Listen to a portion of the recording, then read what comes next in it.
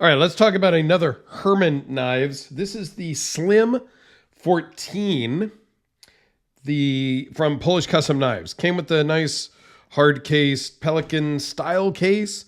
And I'm not going to go into all the details. This is going to be a quick video because I've done several knives of these before. And this was a different configuration. So I'm not going to give you all the details. I'll put a link in the corner to my Herman Knives playlist. This one belongs to my buddy Cliff, Coach Cliff up in Alaska. Bought it from Arizona Custom Knives. I love the finish on the blade of this one. Nice dark stonewash, tumbled something. Titanium scales, runs on bearings. I've talked a lot about these before. Carbon fiber backspacer and a very cool carbon fiber inlay on the pivot. Got some Van Ness steel. This is really, I don't love all the Herman knives, and I've done a bunch from Aussie Mike has bought a bunch and things like that. I don't love them, generally speaking. However, this one I do really like. It's a dark blue titanium milled scales. One thing I never really love, I wish this was more just hidden hardware. These are the screws that come in from the back side. I wish they stopped and didn't go all the way through. Personal preference. What do you guys think? Let me know down below because I'm curious what the consensus is. I love the little groove that they put under the pocket clip. It does make it just work better in your pocket. So I appreciate a lot of the details. The pocket clip is always very thin and slim. I can go either way on that one. Sometimes I want a little more robustness to the clip, and sometimes a small, not dainty, if you will, but a smaller clip just does work better and just feels nicer and a little more elegant, if you will. This is not really your tactical knife. This is more of a, sort of a gentleman's type of flipper, which in my mind, I guess, not really a gentleman's knife. A gentleman's knife, we think of something slim, traditional, slip joint oftentimes, things like that. But this one is just a really good all-around user that's not big, overbuilt, tactical looking, scary, or anything like that.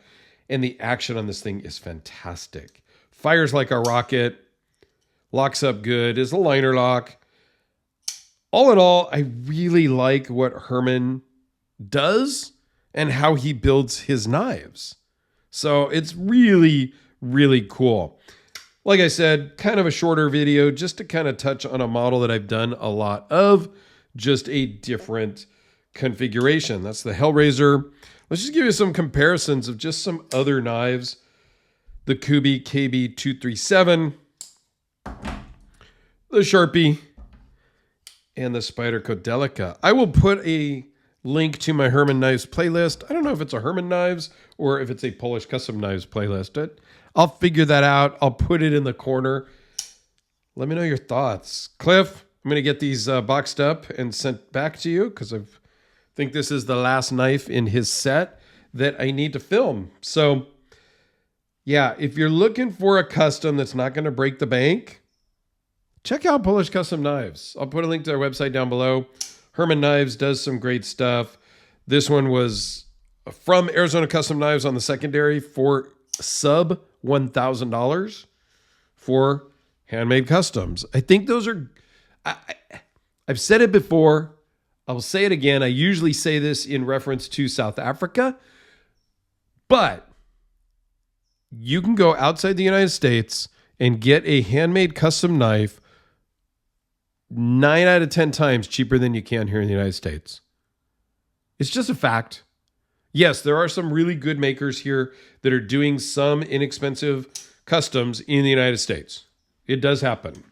American Blade Works, like $300, $350. They're doing a custom up in Canada, $325-ish gets you a custom North Arm Skaha in S35 VN with fat carbon fiber scales. Okay. South Africa, amazing deals. $1,000-$1,500 for full exotic, full dress knives. You're just not getting that. And then on the other spectrum, you're getting $600 production knives from Benchmade.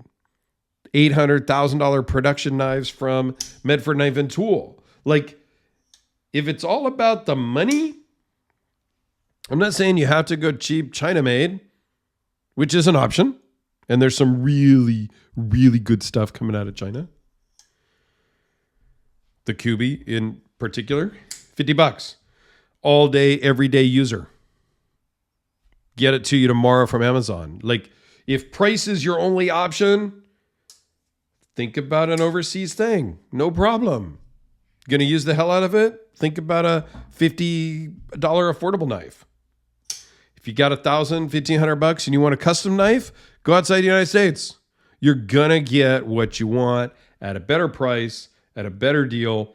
And generally speaking, again, a very broad brush here, you're going to have a better experience working with some of these makers outside of the United States than you will in the United States.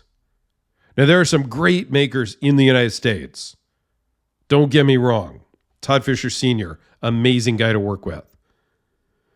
Ed Kim, Red Horse Knife Works, amazing guy to work with. There are others.